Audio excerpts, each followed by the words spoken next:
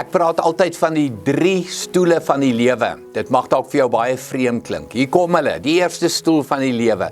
Wie is ek? Jy moet kan antwoord, wie is ek? Want dit lei tot die tweede stoel. Wat doen ek? Aan die woorde, die keuses wat ek maak in my lewe. En dan die derde stoel is die, saam met wie doen ek dit? As ek nou die besluite en die keuses maak op stoel 2, saam met wie gaan ek dit doen? Aan die woorde, my vriendekring. Maar hierdie stoele moet nooit deur mekaar raak nie. Die belangrikste stoel, die wie is ek, bepaal elke besluit en elke keuse wat jy gaan maak. Jou identiteit, die antwoord op die vraag wie is ek. Dis nie jou naam nie, dis nie wie is jou ouers nie, dis nie die plek van geboorte nie. Wie is ek is iets soos. Ek is 'n kind van die Here, ek stap agter Jesus aan en God is my Vader.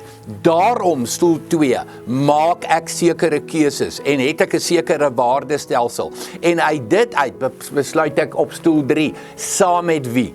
So liewe jong mense, onthou die volgorde. Nommer 1, weet wie jy is. Moenie verkeerde keuses maak omdat jy nie weet wie jy is nie. Besluit wie jy is.